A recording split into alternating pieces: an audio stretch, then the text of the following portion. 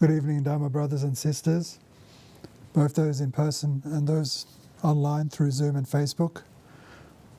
I'd like to welcome you all to a new term of Rongton Buddhist Training College Tuesday evening philosophy classes.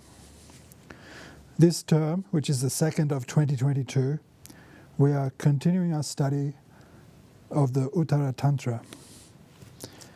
As there may be some new faces tonight, I'd like to introduce to you all our founder, spiritual director and teacher, Lama Choedak Rinpoche.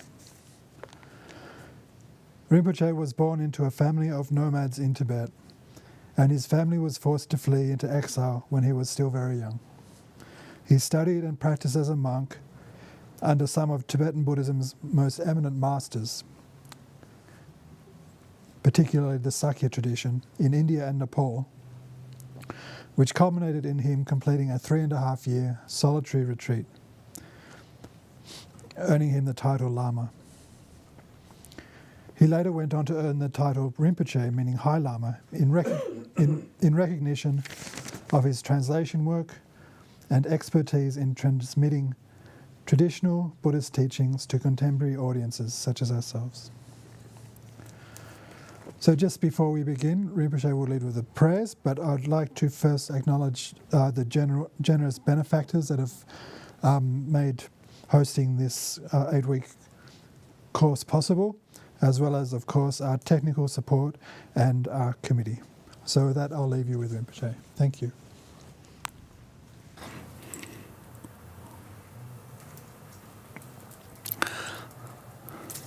Thank you, Jamila. Good evening, everyone. Hello, everyone.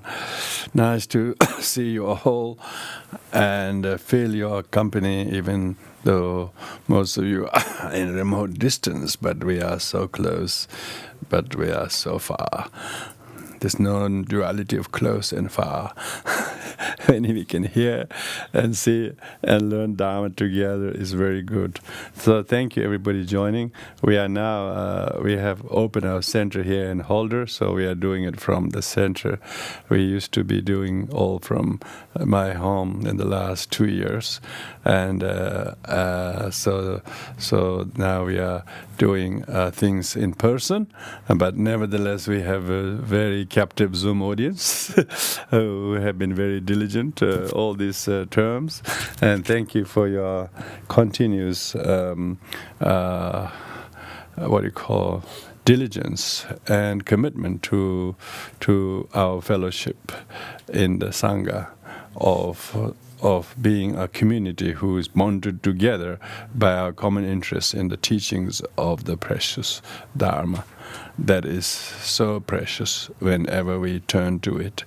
You could never know how to estimate of its benefit in many spaces and situations. And so, all that now we are continuing the study of Uttaratantra text that is traditionally attributed to future Maitreya Buddha. I couldn't imagine how that they do that. The future Buddha hasn't appeared yet. He's still supposed to be very busy up in Tushita, looking after those rowdy devas.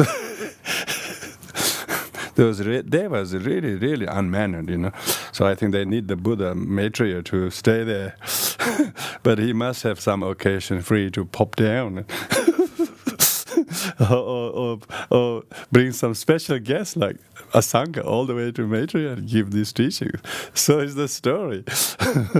But I tend to feel it's a very, very, very a legend. The legends are like that.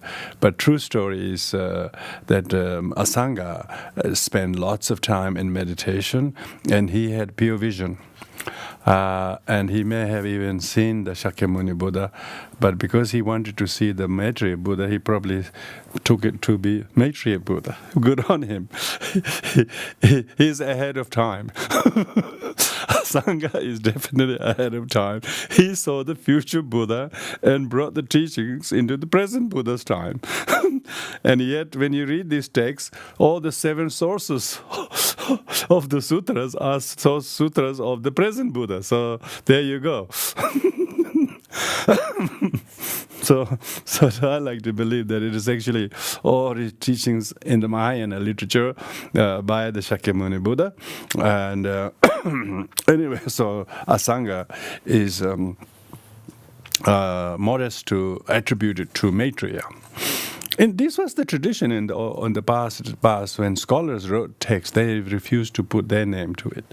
They put the name of their teachers or someone else. They never put their names. And it is believed that one of his teacher may even was also by the name of Maitreya. He was a human teacher, So therefore, every possibility. And there are many scholars who wrote texts and then they attributed the authorship to the teachers and not to themselves because they just feel so indebted. And so, but it's very clear from the text we know from the beginning that Asanga gives 8 sutras from which he drew these teachings from, and all the 8 sutras are taught by Shakyamuni Buddha, not by future Buddha. So we must understand this because we have to critically examine what these kind of mystical stories are, their role is. Why is the teaching of Maitreya more special during the reign of Shakyamuni Buddha, which is going very strong? So I think it's unnecessary attribution from my point of view. But this cult of people wanting to be as the first disciple of Maitreya and praying to Maitreya was very, very strong in the Mahayana Buddhist countries.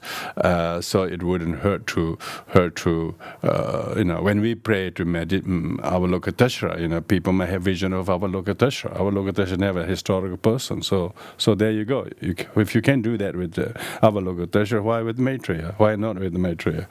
So from that point of view, but it's very important not to mystify too much into these things and not give the actual recognition of the historical importance of the text as we have it. So that's just a little bit of revision of the source of this text and author of this text, because some of you may have just joined us in this term and not have not had attended the previous term. But just in case you did not miss that all these teachings are on YouTube. So I strongly recommend to go and listen to the other 8 lessons that we had in the previous. And this text is called Uttaratantra Shastra. It is the Shastra, it's not the Buddha Vajra. Buddha Vajra is the words of the Buddha, and Shastras are all commentaries by Indian Panditas, not just the 17 Panditas that these days we know are very highly hoisted of their importance, but hundreds of Indian Panditas who wrote commentaries into the sutras and Vinayas and Abhidharmas and Tantras. So we have Kangyur and Tengyur. And Uttaratantra is in the Tengyur, which is the commentarial literature written by Indian masters. And this is subject matter of this Uttaratantra Shastra is 7 Vajra points. And so we are still going on the first chapter. There's 4 chapters in the book, but 7 Vajra points that are discussed. And in this, the first chapter first chapter covers the first 4 Vajra points. Buddha Vajra points, Dharma Vajra points, and Sangha Vajra point, and the 4th one is Buddha nature Vajra points. So the Buddha, the Dharma, and Sangha are the 3 results of purpose of this practice. How to attain Buddhahood, how to attain the Vajra point of Buddha. To attain the Vajra point of Buddha, you need the Dharma, the Vajra point of Dharma. To be able to practice the Vajra point of Dharma, you need the Sangha. So the Vajra point Sangha. So we discussed extensively the first 3 Vajra points. And then with the help of the Sangha, it enables us to actually realize what is the cause of the triple gem or three Vajras is nurturing the Buddha nature, the 4th one. So 4th one is the 4th Vajra point, the Buddha nature, and we are middle of discussing that. And it has been discussing about the 9 similes of the Vajra points. So that's just a little introduction, but let's do the refuge and 4 immeasurable prayers.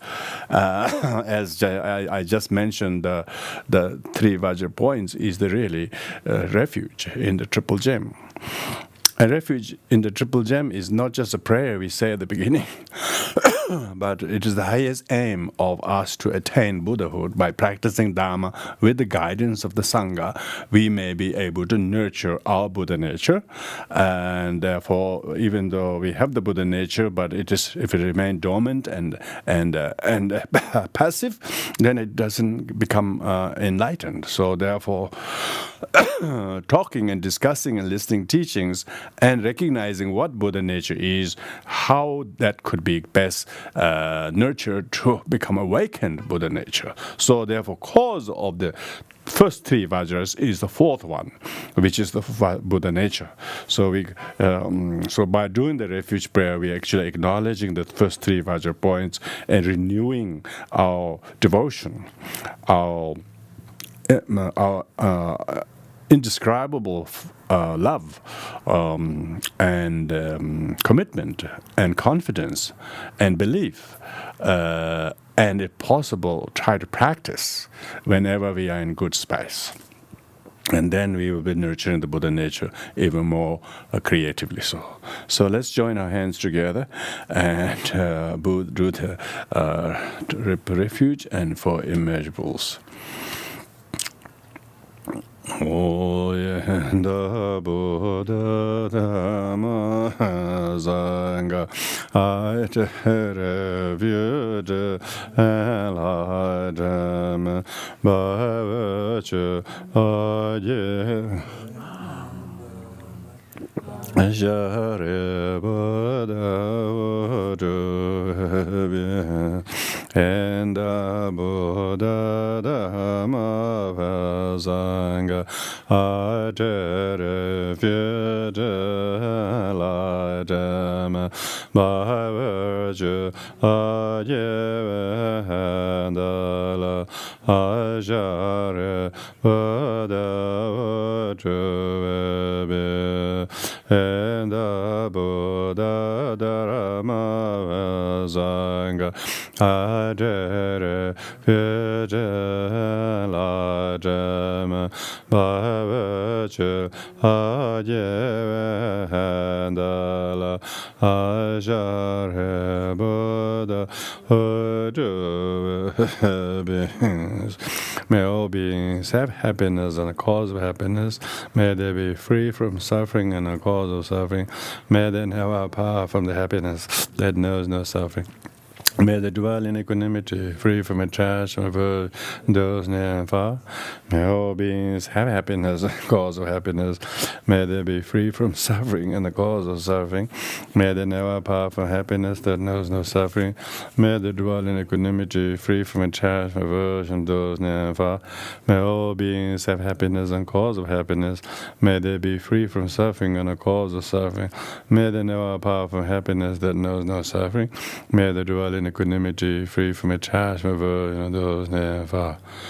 Ego the intelligent and predisposition of it, the Dharma, agrelo and come.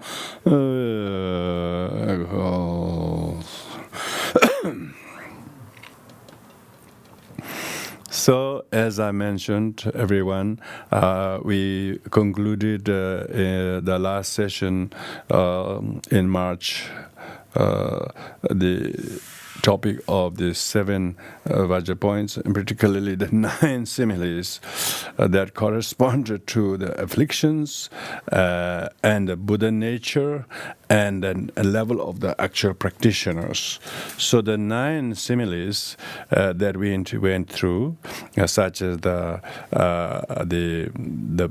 mud in which the lotus is concealed, and the bee which conceals the controls basically honey, and so on. All those 9 similes are to do with the obscurations or hindrances from acquiring the Buddha or the honey or the grain, are the afflictions, and the actual the Buddha and the honey and the grain and the gold and so on are the actual Buddha nature that we need to nurture the Buddha nature. Right now, Buddha nature is covered by various degrees of obscurations. So we finished talking about all the 9 similes. Now we come to today on verse number 143. Which goes to summarize by the first 2 lines, thus the 9 obscurations. So the 9 obscuration refers to desire, hatred, ignorance, and attachment as the 4 very pertinent afflictions that ordinary sentient beings are affected by. And then the fifth is the latency of ignorance, the predisposition of ignorance that mainly affects the arhats, obscuration to arhats. Yeah, we do not even notice the latency of ignorance. We are completely ignorant. So the bodhisattvas or arhats who that level has to deal with the 5th level of obscuration. So when we're talking about 9 obscuration, the first 4 is to ordinary sentient beings, and the last 5 are obscuration to the arhats, and those on the path of accumulation preparation, which are practitioners, bodhisattvas who are already on the practitioners. So some good practitioners could be on the 6th and 7th level of obscuration. They don't have maybe gross desire or hatred and ignorance, but they might have more like the negativities that they have to abandon through the practice of insight meditation. So there are obscurations that you have to abandon through the insight and meditation. So the 6th and 7th is mainly for people on path of accumulation, preparation, and path of seeing.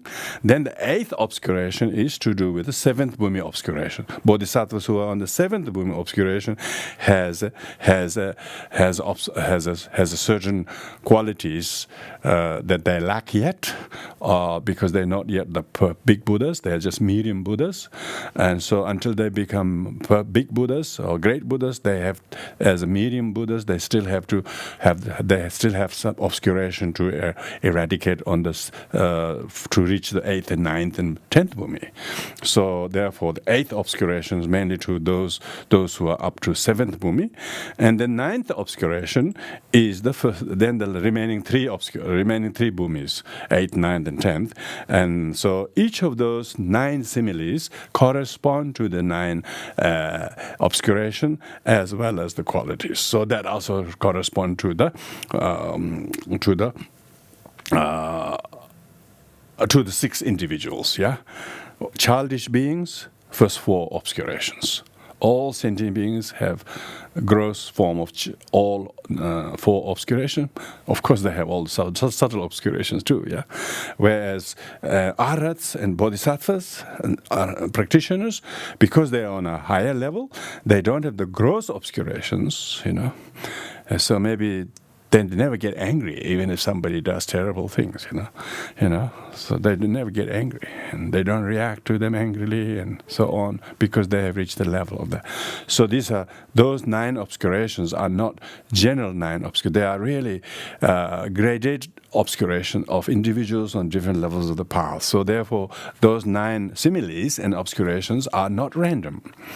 So we gave the chart on the last night of that. Those so the correspondence between afflictions, 9 similes, the Buddha nature, and the practitioner. So when it says, thus the 9 obscuration, desire, etc., correspond to the lotus.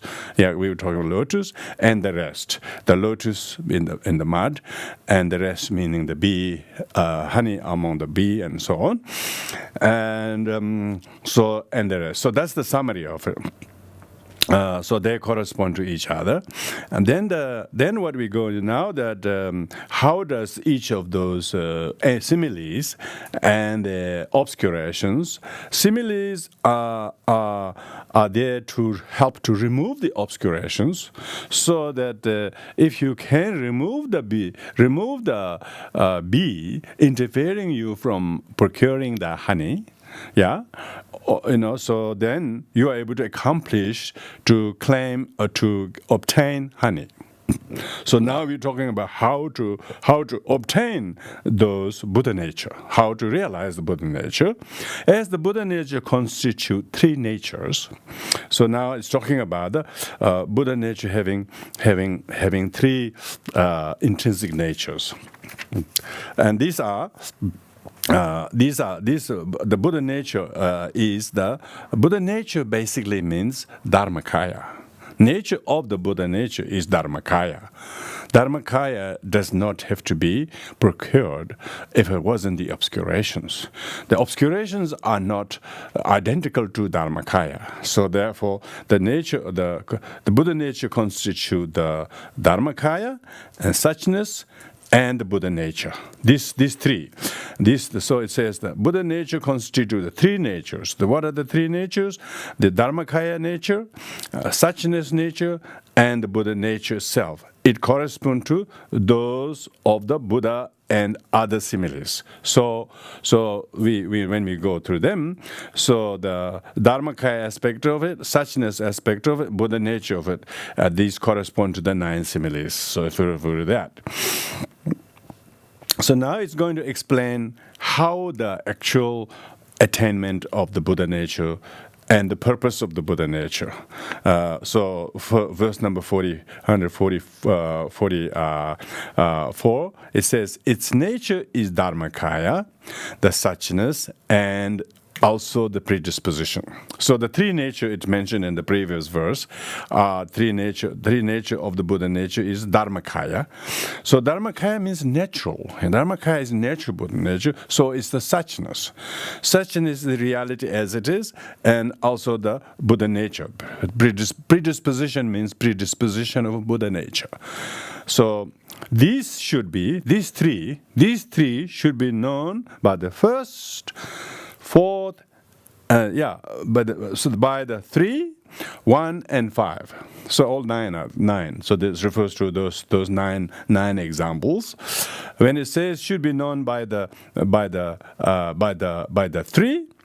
the 3 refers to the first three analogies, first 3 similes, and the 1 refers to the 4th analogy, and then the 5 is from 6 to 9. 5 is 6 to 9 similes. So all those 9 analogies are there to not only as a similes, but what is there to be obtained when you remove the obscuration, when you remove the bees, you can get the honey. Yeah.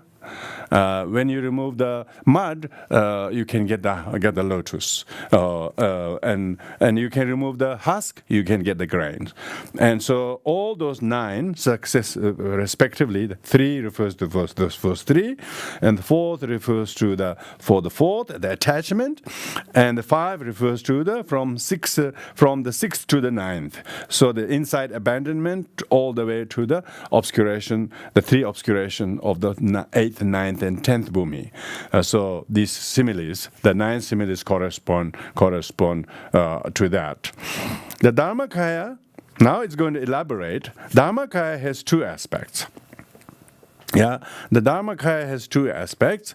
The immaculate, perfect Dharma Dhatu, immaculate, perfect Dharma Dhatu, so that it itself is pure and it is devoid of any impurities, and the realization of the lack of impurities. And the Dharma Dhatu itself, realization of that is Dharma Dhatu, immaculate, perfect.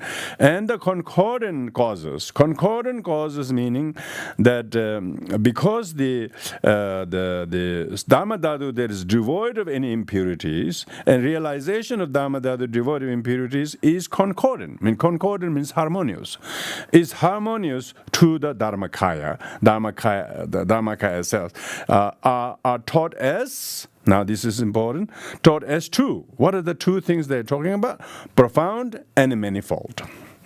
Now the profound refers to the emptiness. The emptiness, because when you realize Buddha nature, the more you realize Buddha nature is a positive terminology of emptiness.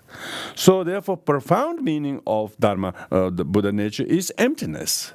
Instead of saying emptiness, it talks about Buddha nature, as to put a positive slant to it, saying you have Buddha nature, others have Buddha nature, instead of saying everybody's empty.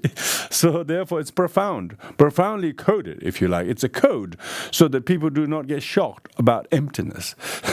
So therefore it's profound.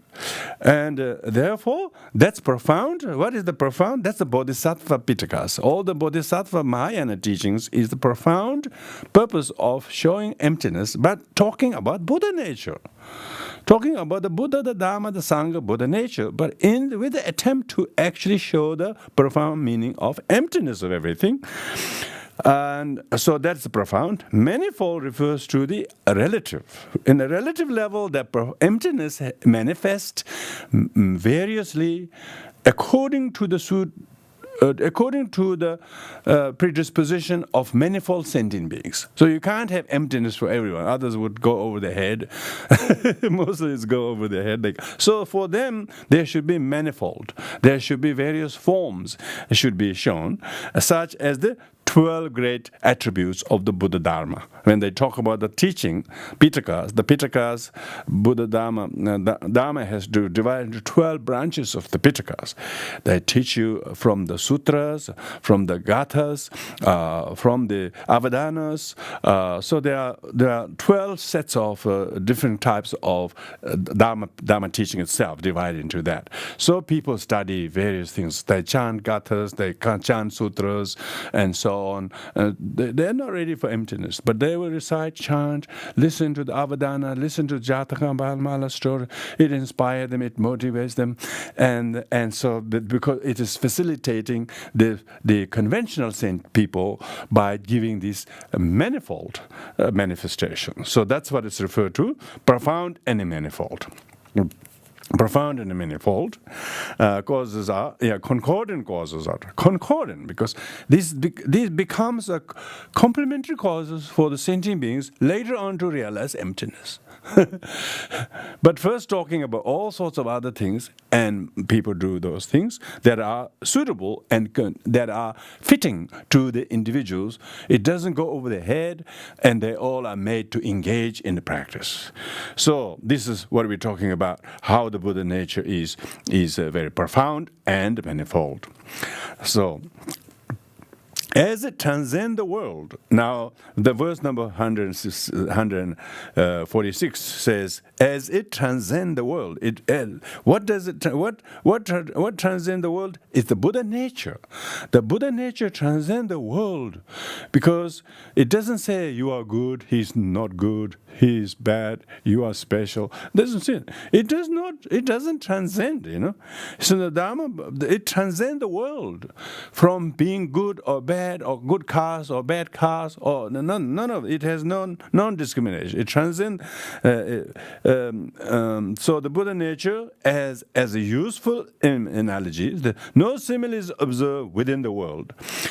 From the point of view, ultimately, there's no similes needed to talk about emptiness by any of the 9 similes on the ultimate level, because it transcends the world. But therefore it shows how the Tathagata and the Buddha nature are alike. Yeah, Tathagata and Buddha nature and emptiness are same, synonyms. Tathagata, Tathagata and the Buddha nature and emptiness are synonyms, and they are alike. They are Dharmakaya. Then one who realizes Dharmakaya, they realize the sameness of all things. So the ultimate, temporarily it teaches the manifold teachings to suit to people of different intelligence, but with the use of these things, it therefore brings everyone to realize their sameness. Why they have to do it, the subtle and profound aspect of the teaching is like the single taste of the honey. Yeah, this is important. Now, the emptiness is very subtle and very profound. If you understood, it's very profound. But in everyday life, most people, it's so subtle they wouldn't know it is referring to the lack of inherent existence self. You know, they think it's a denial of self. They feel offended. They think it's a despicable that they say it's there, you don't exist. You know, so they don't get it. And most people don't get it, and because it is difficult, difficult to understand. It is subtle, but in spite of the difficulty, once you have overcome the difficulties and heard it and contemplated and applied the meaning of it, it's very profound.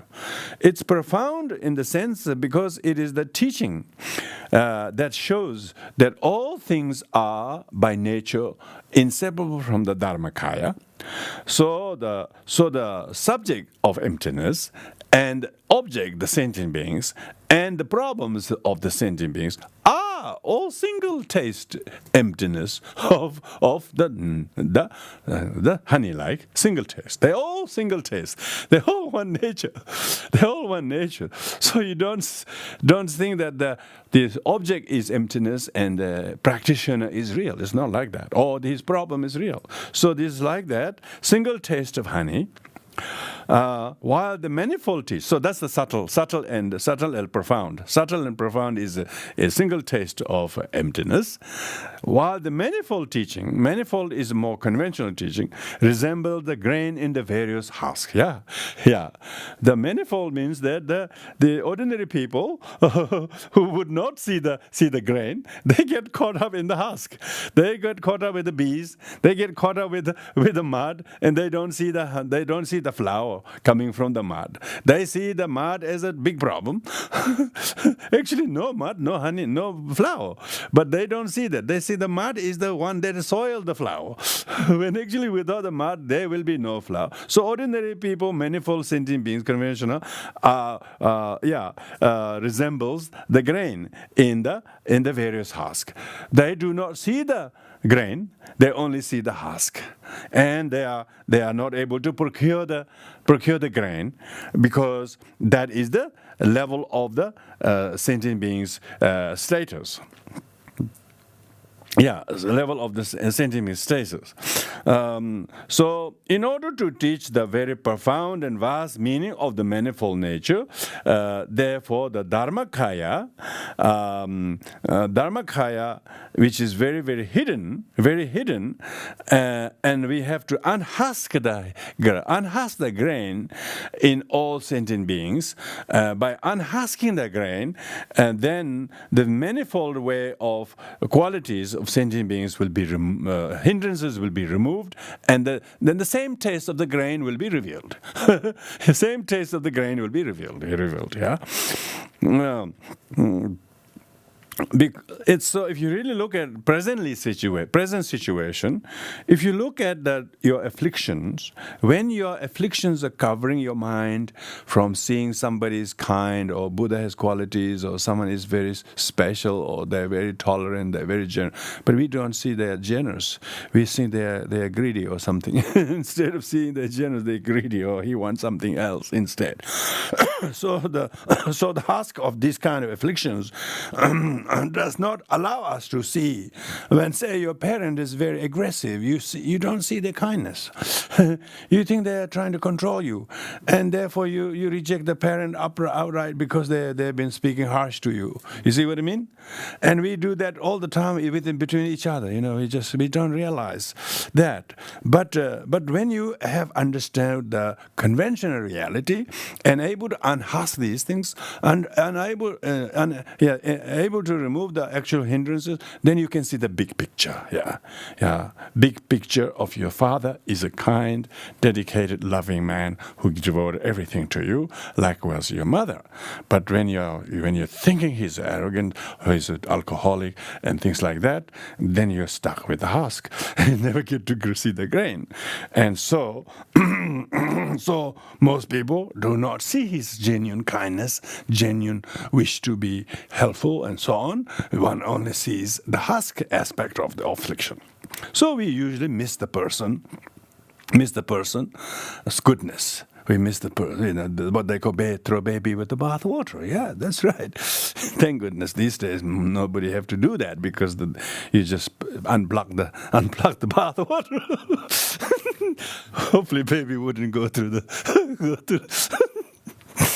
If the baby is liquid, it will go through that. So be careful, Of course, we will have a towel ready, We will have a warm towel ready. I remember that. Babies in the hot water washing, and take out the water would feel cold, so that your towel has to be warm. I can see all these mothers knowing what they used to do. They used to give the first bath to their first baby, and then bringing this warm towel to wrap it up quickly. Yeah, that's a different story here. That's very, very, very, but very important,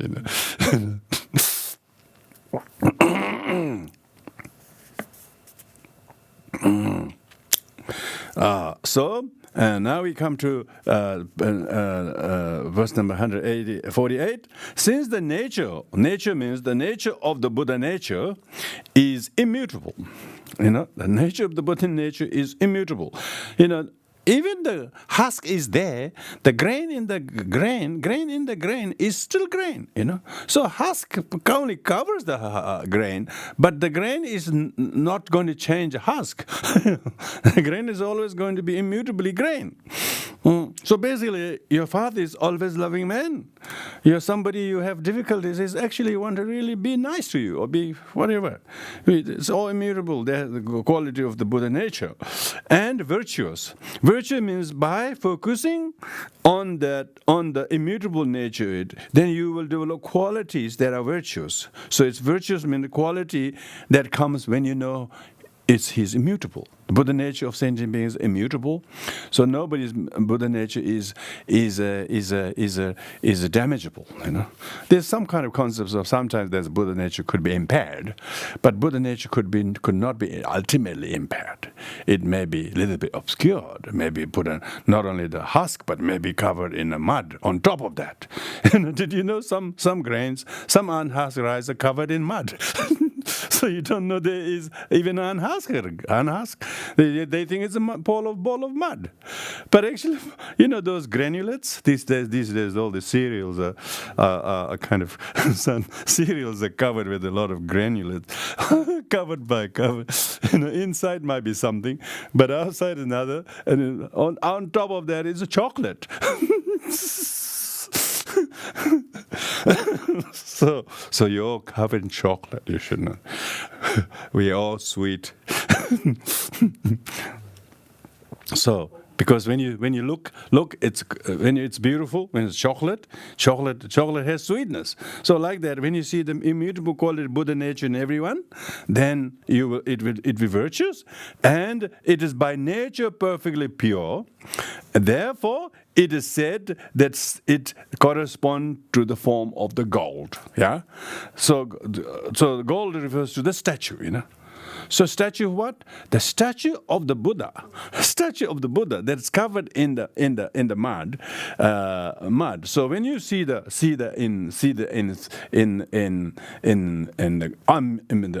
unchanging color of the gold, when you remove the dirt, yeah. Maybe the golden statue has been covered in mud for a long time, but by the time you're able to remove the mud, the quality of gold is immutably there. It hasn't rusted, it hasn't lost its shine or value, and it's there, and it becomes. As soon as the golden image becomes separated from the mud, it's polished, it becomes the most beautiful object that outshines everything around you. Outshines everything. Therefore, the rust or the kind of various things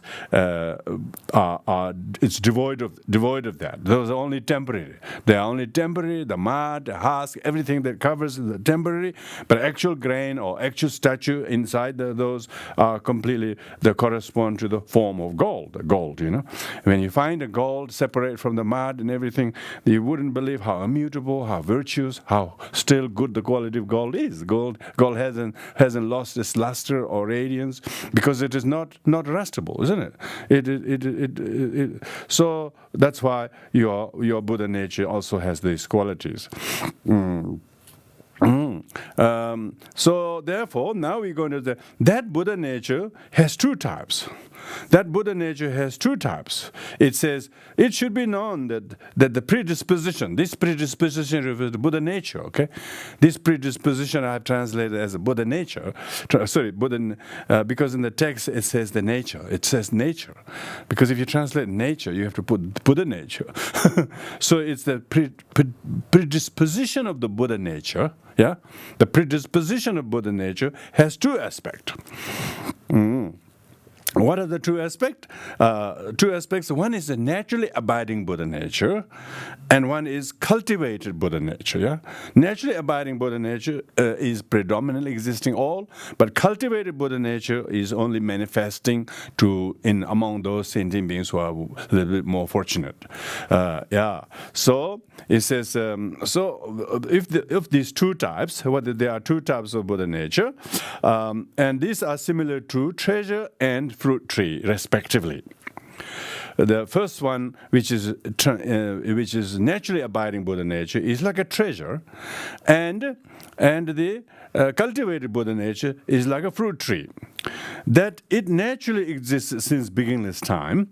Yeah, so therefore it's like a treasure. Treasure is under the ground from the very beginning. You didn't put there, you didn't hide there. So it's like the mine. This treasure refers to more like a mine. The mine is there from the beginning. Nobody planted this, nobody bagged there, nobody hide there. It's not like the Tibetan treasure teaching saying Padma Sambhava hide it or something like that. So then they say, when did he hide? Where did he hide? Where is the code? Who was assigned to be revealer? And that sort of thing. There's none of this mystical thing happening here. Your Buddha nature is like a treasure. It's a primordial treasure. That's naturally abiding Buddha nature. Naturally abiding Buddha nature is there from the beginningless time. Since beginningless time.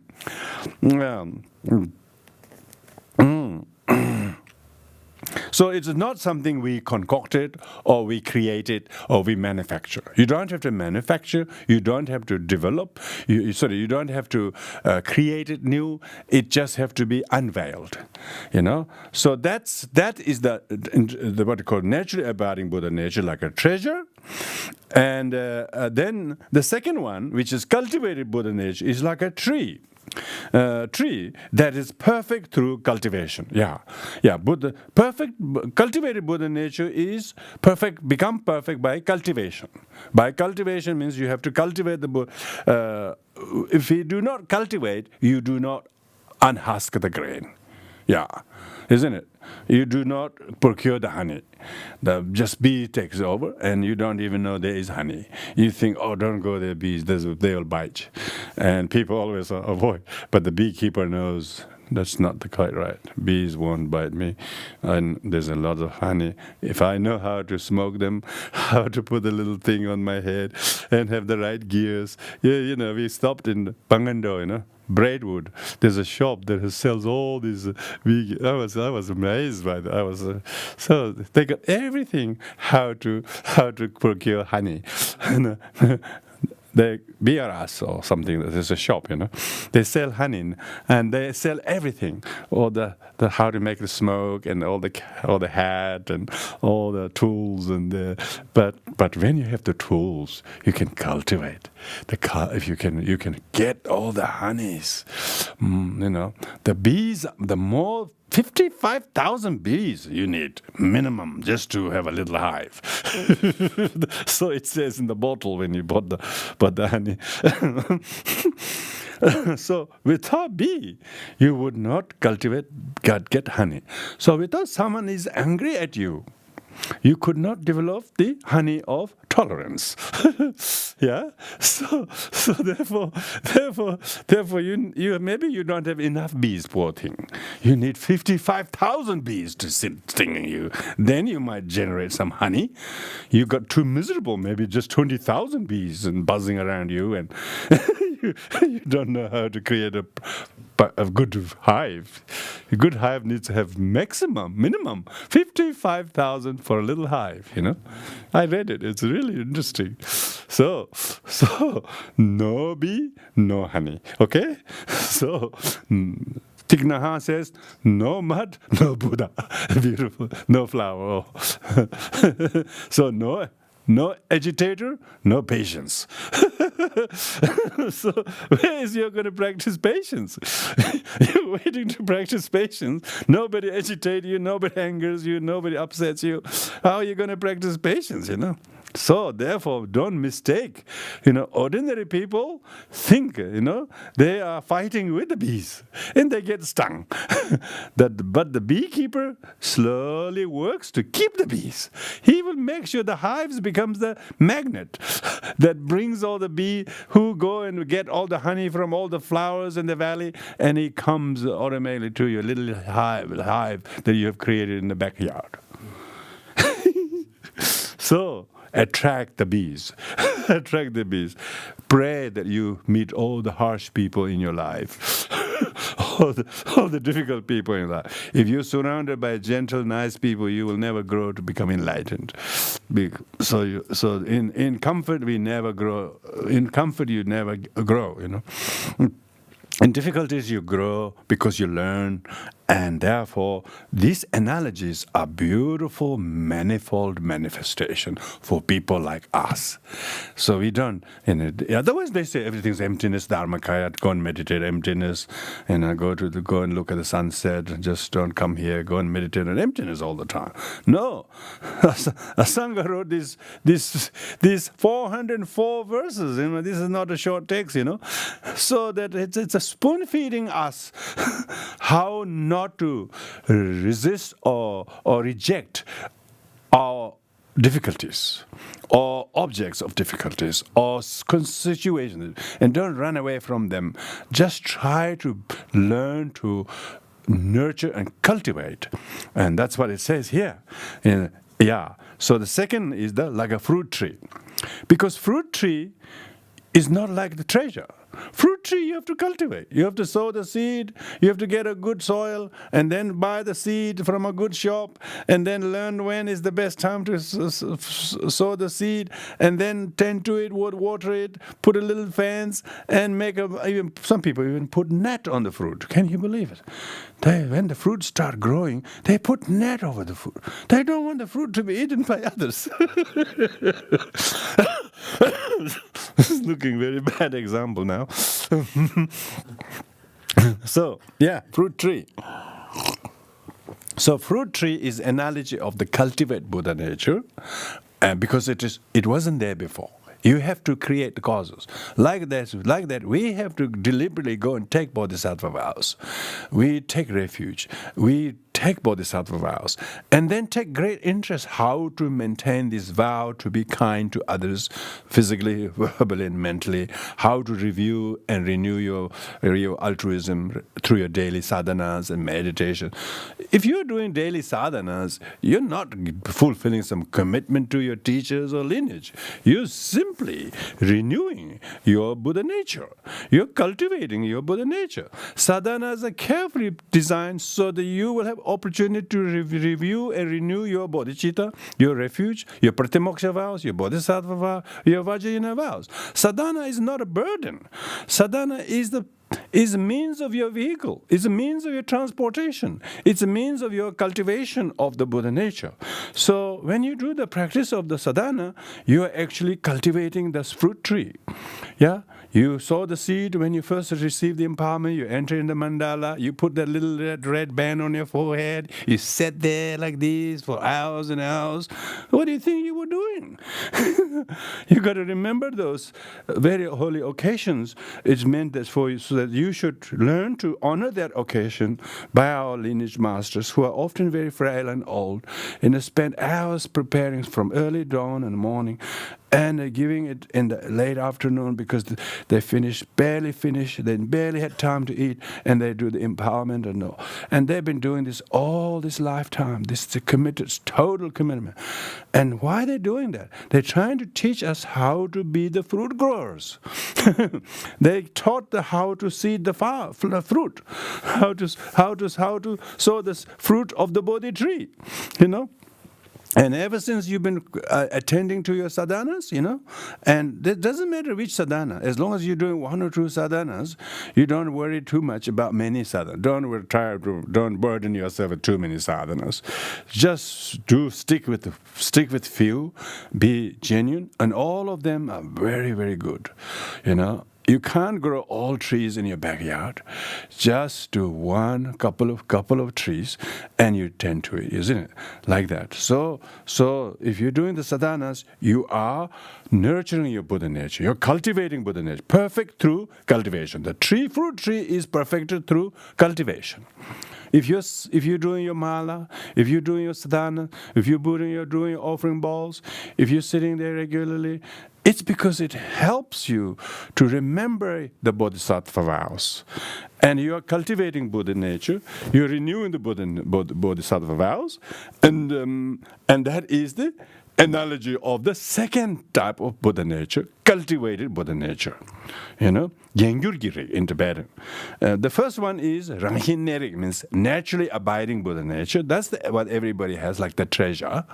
And cultivated Buddha nature is that which you are attending every day. Doesn't matter which sadhana you do, whether you're doing just prostration or whether you're doing meditation and precious human rebirth, but always do with the bodhicitta motivation. Whether you are, whatever you're doing, it's the intent with which you do. That is the pure cultivation of the Buddha nature. So these two must remember this. It should be known that predisposition has two aspects, similar to the treasure that is cultivating, naturally existed since beginningless time, like a treasure, and second is the fruit tree that is perfect through pure cultivation, pure cultivation. Good. So now it is asserted that the three kayas. Now, when you talk about the Buddha nature and the 9 similes, you are now going to talk about the three kayas. You wonder sometimes where the three kaya teachings are. This text is full of it. This text is full of the teaching on the three kayas.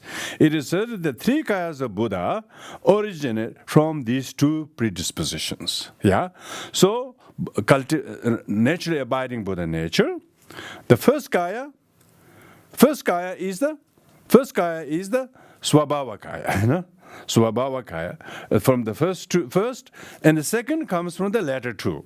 Latter two is so if we say first kaya, we can call Dharma kaya or Swabhava kaya. Those synonymous.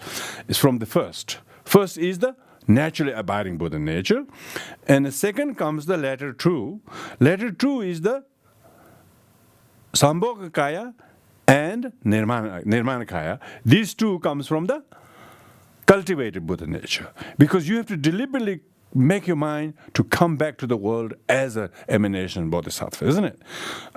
If you come to the samsara for ordinary beings, you come as Nirmanakaya, like Shakyamuni Buddha did.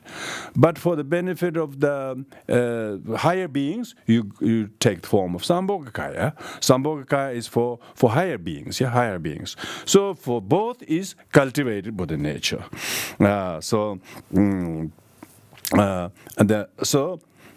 The first kaya is from the first, and the second kaya comes from the latter two. The first kaya here refers to the Dharmakaya or Swabhavakaya, but they both the same. From the first refers to the naturally abiding Buddha, Rangshineri, naturally abiding Buddha nature, and second means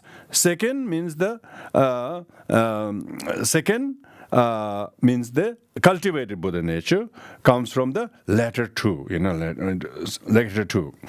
The beautiful Swabhavakaya, is like the precious statue.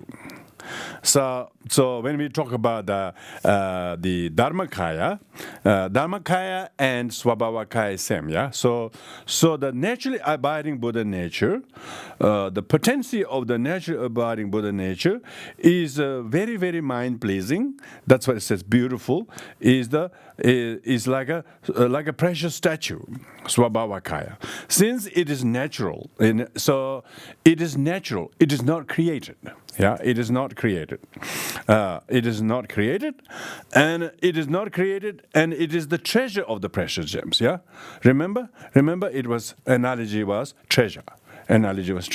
Naturally abiding Buddha nature is treasure, and so is the Dharmakaya and Swabhavakaya. Can you see now they're pairing the Buddha nature with the kayas, as well as the analogy, the gem, treasure, precious gem, treasure in the precious gems, treasure in the precious gem.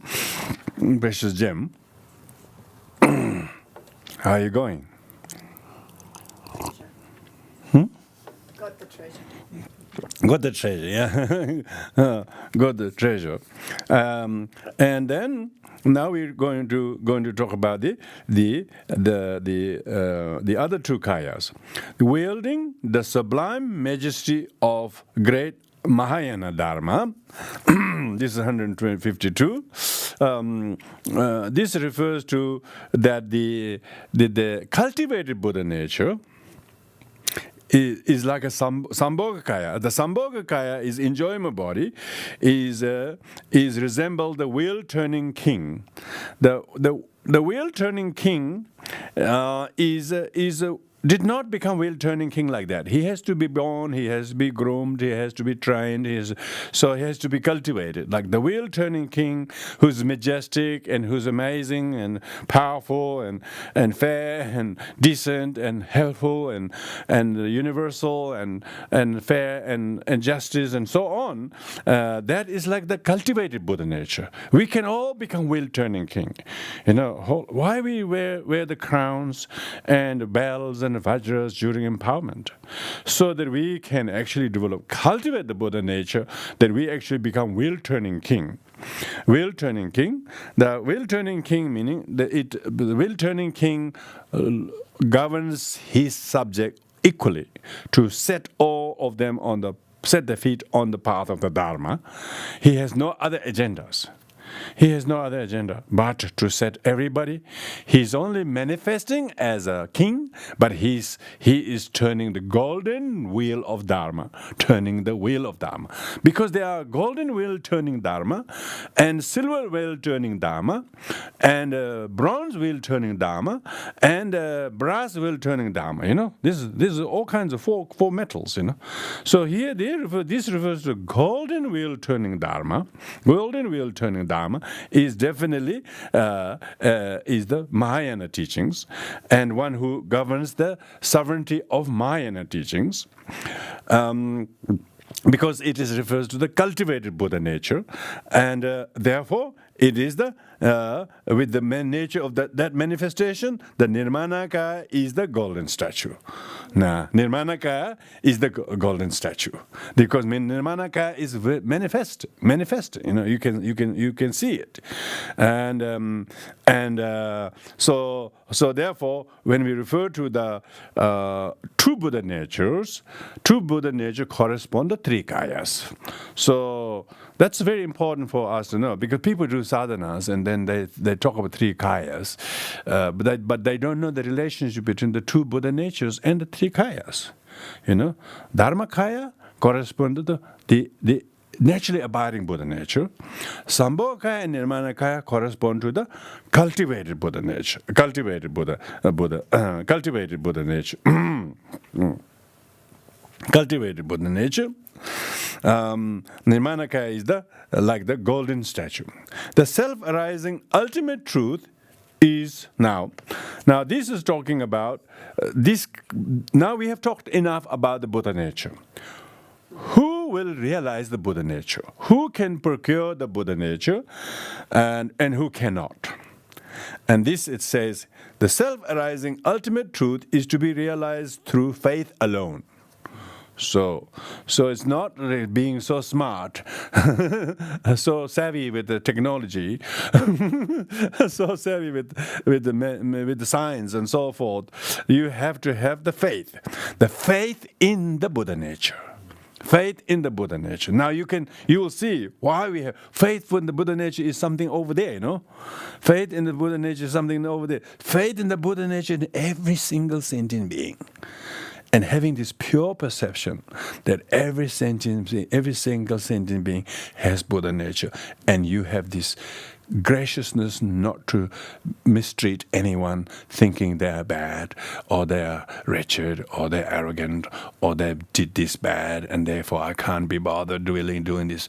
You will have this faith in remembering that everyone has Buddha potential. Hey, it's very important. It's not just faith in a holy object that you go to Kandy to see the Buddha's tooth, or you go to Choedak in Tibet. Not that kind of faith going after relics. Not physical relics, you know. This is a relic of the teaching that every sentient being has Buddha nature. And you have this stillness to remember that. And if you have that, you would not believe. What is the purpose of that? How does that faith constitute? It explains in the following verses that we will come through. This is so lovely to have this positive, because you can't be so negative in Dharma and religion. Oh, you will go to hell if you do this. You will be this. You always talk about those things. You know, it's Buddhism. It has to be quite distinct, you know. You will go to hell if you did this. You will go to hell if you done it. If you did this, you go to hell. You wouldn't have a chance. Oh, you have to go to this. Always so negative. Even you go to hell, still your Buddha nature remain intact. So you have every faith that you will procure the Buddha nature sooner or later. It's just a question of time. So be patient and not reject someone because they will go to there because he did this. And you will have this amazing faith that will have the grace not to treat others or oneself with contempt. This is the faith it's referring to. This is not faith in the external Buddha that will put the holy hands over your head and cover you from the rain or from the fire. Or this is not that kind of faith. You know, this is not the number of mantras reciting and then you will give in blessings faith. Number of mantras you recite should be only for the cause of cultivation of the cultivated Buddha nature. The faith. Cultivated Buddha nature. So now we will talk about that how important that it is. How important that is. You know, it says, "Oh noble son," in the commentary. It says, whether the Bodhisattva Tathagatas appear or not, whether you have heard them or not, whether you have seen them or not, each and every sentient being is a Tathagata. Come on. So don't say you missed the Tathagata. You haven't seen Maitreya Buddha. Kish, I want to do Maitreya Buddha initiation retreat. Every single sentient being is a Maitreya Buddha in disguise. Maitreya Buddha in disguise. And therefore, with such attitude, that's the faith alone. With this faith alone, you will be able to realize the Buddha nature. You will be able to realize Buddha nature. The brilliant sun disk of the sun is invisible to the blind. So that the blindness means those who deny Buddha nature in sentient beings. So those people, ordinary childish, and Shravakas and Pratyeka Buddhas, and beginner bodhisattvas who get disappointed with each other and themselves and in the path. They will not see it because they are blind. How could blind people see? The blind people can't see because they're so grasping as if people should be free of this, free of that. They don't realize those things that outwardly cover is like the husk. Inwardly, they're all sentient beings. So they have to have faith. Because no matter how bright the sun is, the blind doesn't tell there is sun. Because why? Not because sun lacks. There's lack of sun, lack of their own eye organ.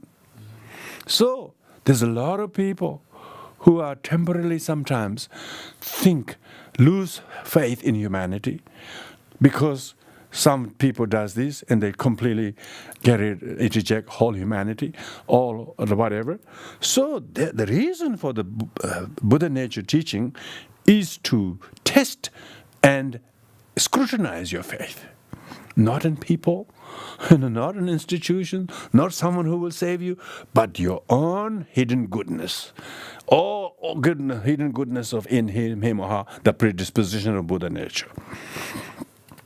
So that means the what kind of person can realize the Buddha nature is those who have heard and have heeded to the teaching of Buddha nature and then practice the Buddha nature and cultivating this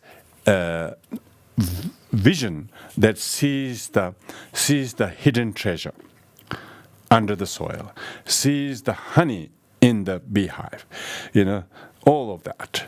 So not get upset or disturbed by the outer appearances and whoever that it is. And so one needs to be. So therefore, it can only be realized by the Mahayanist practitioners. Mahayanist. So the Buddha nature is a terminology that doesn't appear in the Theravada literature. It is only Mahayana terminology. That's why it's a Mahayana Shastra. It's the Shastra or scriptural commentary of the Mahayana only talks about it. It says here not in the root text, but says both 10th Bhumi dwelling bodhisattvas can see, can witness, can have the vision of the existence of Buddha nature in all sentient beings, not because they were taught by hearing the teaching of the Buddha nature, all sentient, because through their insight, their penetrative insight, they could see the Buddha nature in sentient beings, but the complete immaculate Buddha nature of sentient beings could only be seen by the Buddha in each of us. For instance, Buddha would see the immaculate Buddha nature in each of us by the Buddha. The bodhisattvas could see slightly some signs,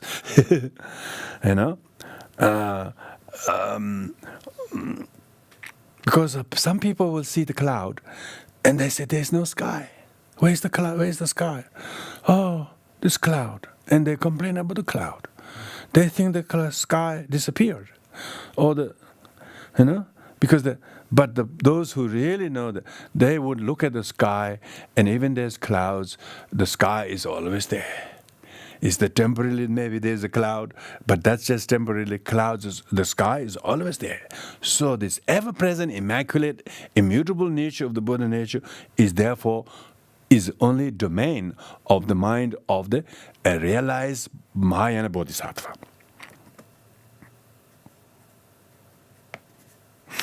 The Bodhisattvas, even the excellent arhats could not see the Buddha nature.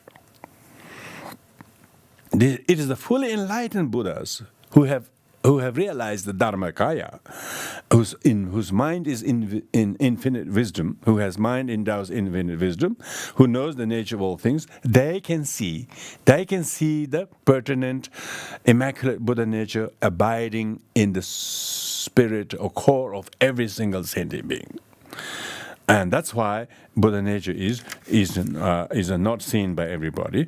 Now let's talk about the definition of the very Buddha nature that we have to realize. It says, this has neither anything to remove nor the slightest thing to set aside. This is a very famous verse. Dila satcha chiyame, dila shakcha chiyames means it is only the domain of faith. If you have faith in the nature of the naturally abiding Buddha nature, so then there is nothing whatsoever that you need to remove the so-called obscuration. You do not need to remove obscuration. There are not obscurations that are identical to the Buddha nature. So when it says this is neither anything to remove, nor the slightest thing to set aside. So meaning that it doesn't mean you have to improve it. You don't have to improve. You don't have to improve the Buddha nature and to realize the selflessness of person and selflessness of phenomena. And then you say, oh, thank goodness I've done to realize that the Buddha nature was totally absent. So there isn't anything, slightest things to set aside and perfectly look to see the perfect truth. So you just have to have the vision to see the nature of the perfect vision. Yeah. So perfectly look to see the perfect truth. When it is seen, when you see the perfect truth, it is the perfect liberation. It is the perfect liberation. You don't have to remove obscuration. You need to attain qualities. Yeah, you don't have to attain qualities. You don't have to remove the hindrances. Those are the relative level of the teachings, and so therefore. It says Buddha nature is empty of adventitious obscuration. So this is very important, that that adventitious obscuration are by nature empty. You know, by nature, the adventitious obscurations are by nature empty. Because they are by nature empty, they are adventitious. You know. And the obscurations are characterized by the complete separability. The obscurations are obscuration because it is not identical to the Buddha nature. It is separable from the Buddha nature. If it's separable from Buddha nature, it's not the intrinsic nature of the Buddha nature. That's why it says Buddha nature is empty of adventitious obscuration, which are characteristic by their complete separability. Complete separability. Yeah, you can actually separate the husk from the grain. And so the grain doesn't say, oh, please to stay with me. The grain becomes actually more free of husk. And they're edible. So you don't have to eat the husk with the grain. And when you separate the two, it's not that you're losing something, you know. You're not losing the potencies of grain. The potency of grain is actually much easier to eat because it is not covered by the husk, yeah. So that's That's why it says characterized by the complete period separability, but it's not empty of unseparable qualities. Yeah, the grain is not empty of the unsurpassable qualities, which are characterized by lack of separability. So lack of separability means you have to separate the husk from the grain. Yeah, so therefore the husk is not empty. The grain is not empty of unsurpassable qualities, yeah, because it is characterized by the lack of separability. So this is very much talking about the nature of the attainable Buddha nature come to fruition when you realize that. Now, what is the purpose? Now, fifth point is, what is the purpose of talking the Buddha nature so much, as we have already done? Because this is the last kind of, we have one more lesson next week to go of the Buddha nature. After that, we will leave Buddha nature. We will talk about other things. So here now talk about why Buddha nature is discussed such length in all these verses so much. So this has two, brief one and detailed explanation. The brief one, it says, brief one is a question. Brief one is a question. It is taught, it is taught in numerous occasions. So there are two questions, yeah? The first question, it is taught in numerous occasions. This refers to the Buddha having taught, Buddha having taught that the Buddha nature it's very difficult to realize, as it's very difficult to realize. From the very childish to the advanced, he taught them how to realize Buddha nature. So why is that? That's one question. Second question is, so it is taught in numerous cases that all objects are always empty like a cloud, a dream, an illusion. So Buddha already taught everything was. He took great effort in all the Mahayana sutras, using all these inexhaustible analogies that everything is dream, everything is illusion, everything is not real, and so on. He used so much to explain that. Why didn't he straight away go and teach that everybody's got Buddha nature, So this is the first thing. And then the question goes, having taught these things, that everything is like a cloud and dream and illusion and not real and so on. Having taught this in numerous sutras from all the Mahayana sutras, whether it's Heart Sutras or the Samadhi Raja Sutras or the Akashagarbha Sutras, all of the sutras use these constantly, that everything is an illusion, Having taught this, why did the victors declare that every sentient being possessed the essence of the Buddha? Why is sentient being not cloud? Why is not their Buddha nature cloud and dream and so on?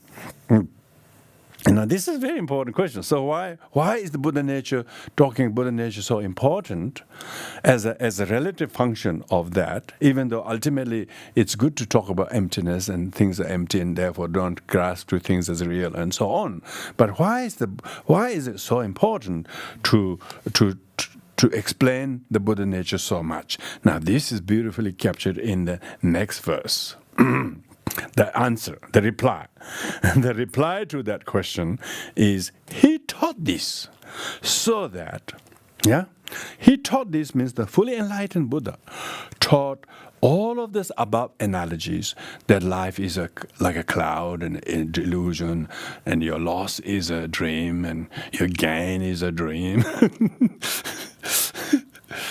So don't really worry about loss, because it's in a dream and so on and so forth. Why? He taught this so that those who, now there are 5 problems, 5 hindrances people face in life.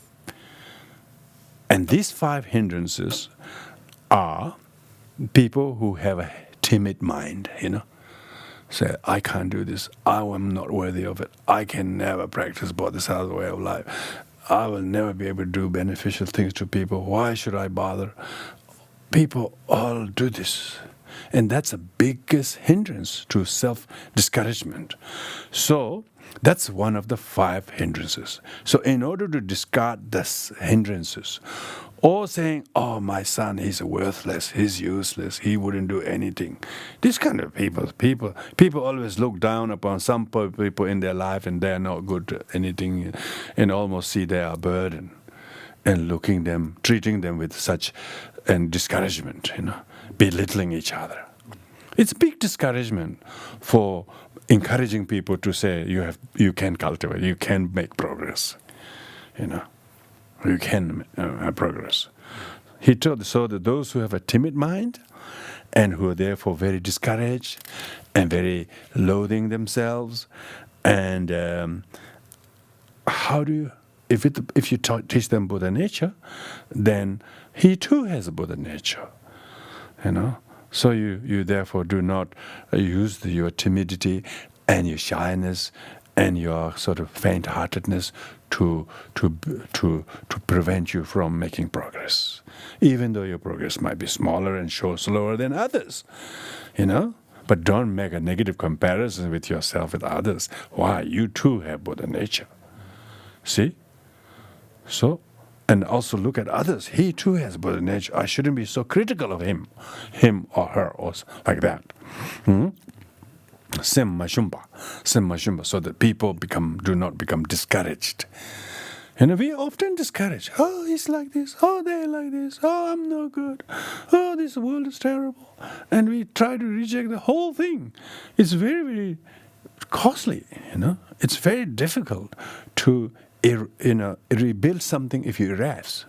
So that if you have Buddha nature, it will keep you from erasing things, what you have done. You say, oh, I have Buddha nature, no matter how slower I am than others. So even I cannot do this, I still have Buddha nature. So it will help you to abandon your timidity and faint-heartedness. That's the first one. Second one is disdain inferior people, And that means that you belittle, look down upon other people. Oh, he's no good, she's no good, I'm no good, we are no good. And become totally discouraged, belittling each other and seeing some frailty of beings, It's just like saying, oh, this rice is horrible. And it's a grain. It's a unhusked rice. I don't want to eat this. They don't know how to unhusk it. They don't know the rice they're going to get to the shop is actually in the unhusked rice. Actually, the villagers do not unhusk the rice unless they want to use it, because unhusked rice lives longer, and they don't want to unhusk until you want to cook it. So they actually keep the rice grain container with the unhusked rice. They never put the rice in the as a husk rice. Why? Because the rice lives longer. So we should not belittle, disdain people who are a little bit not quite, same as you and others, maybe not same, but still do not belittle them. Do not look down upon them. If so, you will discard such hindrances. That's the purpose of teaching Buddha nature. Yeah? Very important. And the third one is, hold false views. Some people cannot realize emptiness or the views of teaching, high teachings, and they usually almost like they fabricate the teachings. They hold false views. Even if they hold false views, they're completely wrong views, but still they have Buddha nature. So no matter how wrong view he is, no matter how many things you may not agree with him or her, or he do exactly to the disliking of you, but still he has Buddha nature. It's very important to remember this, because people throw the baby with bathwater all the time. Just because someone has a wrong view, someone has done some mistake, you don't want nothing to do with it. But people in the Mahayana circle who really have heard it and heeded to the Buddha nature teaching, they cannot do that. It breaks their bodhisattva vows. To give up on one sentient being breaks your bodhisattva vows. Why? You have to remember every sentient being has Buddha nature, and therefore overcome these 5 hindrances. And these hindrances are real, Some people think, oh, he got so wrong view, he would never come to this. No matter how different somebody is, no matter how much they want to change or do differently or not want to do at all for whatever, but still, this doesn't give us license to reject them outright, saying they are finished. You can't do that. They still have Buddha nature. They still have that Buddha potential intact. Intact. And without affected by the husk, Without affected by the husk. You cannot work with the husk. That's the problem. You're so spoiled. You're so spoiled to always get unhusked rice in the woolies. Go and grow your own rice in the paddy and for a few years and never buy everything, and then start in there. You will not unhusk those rice straight away. You will actually protect those rice with the husk until the day or week you want to actually unhusk them. It's only the uneducated who has no faith, who is blind, who doesn't know there is grain in the husk, will throw the grain. So be kind to your mother. Be kind to someone. Be kind to someone that you have taken with great animosity or ill will or anything. Whoever regarding whatever, you should not do that. Why? This will help you. If your Buddha nature teaching is taught, so that we are kind to each other, that we do not beat the messenger. The message the messenger's giving is exactly what we need. We just didn't want to look at carefully, hold firm and scorn the truth. The scorn the truth means those people who do not believe in spirituality and who disparage, who just make laugh and who make fun of it. And even if they do that, even they are totally heretical view holders, heretical view holders, people who hold extreme views, who are very, very negative. So that's very important. Bodhisattva vows is not bodhisattva vows if you don't remember bodhicitta. Sorry, if you don't remember the existence of Buddha nature in every sentient being. It says that you should be kind to sentient beings. Why? Sentient beings are not just worthy of your graciousness, but they are also hidden Buddha. They are hidden Buddha. Their adventitious obscuration is separable from them, and they are actually Buddha. If the adventitious obscurations are separable from the sentient being, if they remove, they are Buddhas. The only difference is they are covered by the obscuration, and you don't see they have Buddha nature.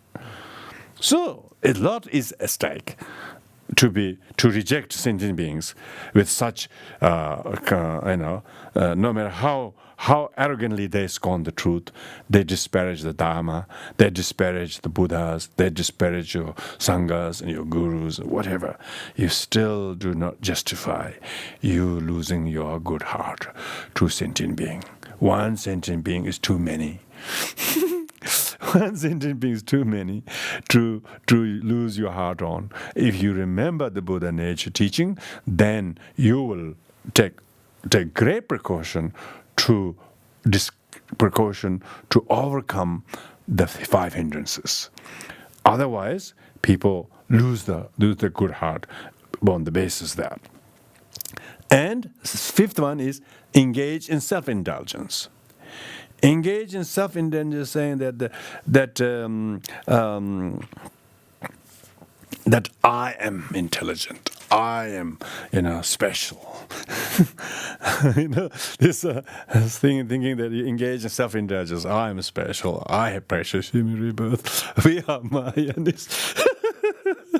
A few moments ago you said that even Theravadins got Buddha nature, even the non-believers got Buddha nature. So you can talk about these things in for the sake of understanding, but we should never look down on any sentient beings, thinking I'm superior to them. Temporarily, maybe we feel fortunate. But that does not mean you don't engage in self-indulgence to say that I'm extraordinary, that I have a special kind of Buddha nature. Maybe gold-capped Buddha nature, maybe gold-plated Buddha nature. Others got silver-plated. Others got brass-plated Buddha nature. So you don't have any extraordinary Buddha nature that is different or better or superior than other people's Buddha nature. So equanimity. So therefore, Buddha taught this. Buddha taught the Buddha nature in order that sentient beings are kind to each other and not eradicate or not sort of look down upon each other or treat each other with contempt or jealousy or arrogance. Not like that. No matter how unruly, no matter how uncooperative someone is, still don't talk about that. Still they have Buddha nature. If I do, I'm ignoring once too many sentient beings, and that will break the backbone of your bodhicitta. So, because of that, all sentient beings have Buddha nature. Because of that, you can see how the Vajrayana, for practitioners of Vajrayana to have pure vision is everybody has Buddha nature. So to visualize yourself becoming Avalokiteshvara, and then some others are Avalokiteshvara, some not Avalokiteshvara, is very contradictory. All sentient beings are Avalokiteshvara, because as within, so without, they call it. We see others exactly like we see ourselves. If we have some degree of self-respect, and this is not self-indulgence, this is self-respect that you have Buddha nature, then so has all other sentient beings Buddha nature, no matter how big difference, temporary difference they are. Some grains big, some grains small, some grains oblong, some grains round, but still inside they're all grain. And the husk is outside the same shape as what it is, but inside the same grain. So therefore one should say, I'm such a long grain, I'm such extraordinary grain. You are still long grain covered in husk. Others are short, thin grain covered in husk. So what's the difference? Both unhusked grains. So, both separable husk. Both husks are separable. Until the husk is removed, they both are no grains. So therefore, do not discriminate between yourself and other sentient beings. See, so it says, to remember that all sentient being has the Tathagata Garbha, Nyingpo. The Shik Nyingpo means to remember that all sentient beings have Buddha nature and Tathagata Garbha, and in order to abandon, eradicate these five hindrances, Buddha taught this. So that's the answer to the first question, really. Answer to the first question. I think that's where we will stop, and then next week answer to the second question, and then it talks about those who have not heard Buddha nature, what the demerits of not having heard about Buddha nature. That's why we need to talk about the demerit of not knowing about Buddha nature and benefit of hearing the Buddha nature. So we got one more lesson for next week to cover the Buddha nature. So with this we will conclude here, everyone. Thank you very much. So we need to remember these things. We need to remember whenever difficulties arise or appear to arise. difficult to appear to arise. You're complaining about the husk.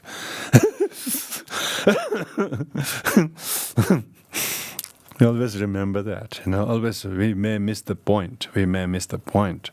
And so be gentle to yourself and others. That all has goodness. Every sentient being has goodness. This in Namaste in Sanskrit means I salute the good in you. I salute the good.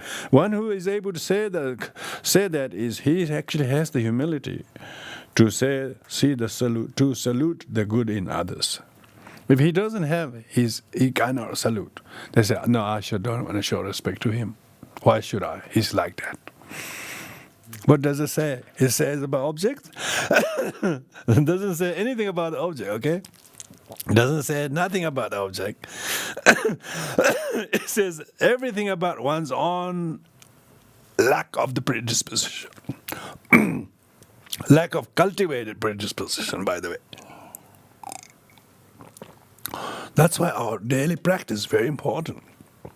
When we have cultivated Buddha nature, we will continue to have this vision in everyone. And no matter how difficult and uncooperative someone is, don't see that as the whole thing that he is. Don't lump it. De-lump it. Remember it talked about separability? Separability? The husk is separable nature of the grain from the grain without reducing any grainness in the grain. A husk is something that we need to know. And its only difference is that when you are not cultivating your Buddha nature, you always are complaining. You're always complaining. When you have cultivated the Buddha nature, which means you're practicing the 6 paramitas, and you're practicing 6 paramitas in the mind and so on, you will hardly complain because you see the naturally abiding Buddha nature intact. They may not show the predisposition to cultivate Buddha nature, but that's none of your business. So if you kind of discover the mind under your house, that's your problem. But to say that I will not grow a tree is stupid. Isn't it? Because cultivated Buddha nature is yourself growing the tree. Yourself growing the tree. If you're cultivating patience to someone, you're cultivating Buddha nature to someone whose treasure you can't see. Oh, he's like that, but I better practice patience. So sometimes we do that, isn't it? He's like that, but I practice patience. That's the best I can do. He's horrible, but I have to practice patience. But practitioner who know the Buddha nature, he's primordially like a treasure. But I have to cultivate the tree. If I cultivate the tree, I'll see the treasure. It's an amazing analogy. These are not random analogies, This is amazing, well thought through. Because in the teaching they say, the Vasubandhu wrote on art of teaching, Namshe Rigpa. It's a text, a very important text, and not many people study it. Because people who are teaching need to read that art of teaching. And it says you got to teach with analogies. You got to teach with the sequence and order of the analogies, not randomly, but deliberately, because all these things came from the Mahayana sutras. Asanga didn't made it up in the cave. He wasn't trying to be inventor. He's not inventor. He's just skimming through he's just sifting through from the Mahayana sutras and then written in this very, very coherent, structured text in this way so that he can spoon feed us. So that's why it's really important to know. Now, why are these verses this here, and then here, and he seems to say a little bit, elaborate, and then sort of summarize, and then say it again, and then it's been going on for the last 8-9 sessions like that, and so we need to appreciate the importance how these kind of teachings is there to teach us, show us, and make us to look. Because if someone teaching you, you got to look if they are true or not. How often we dismiss others because they are not performing very well or something. We should be soft in our mind, and ourselves too. Quite a lot of people are harsh on themselves. We should give a break. You should be kind to yourself. You should respect your Buddha nature. Never mind the husk. Never mind the sharp husk.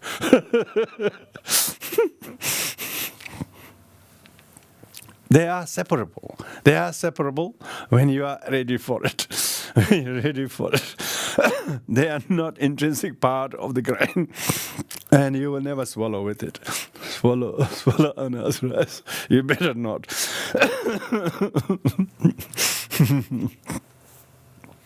So with this we'll conclude here. There's a lot of teachings that is there for us to relay, and compare, and apply, and practice in our every life situation.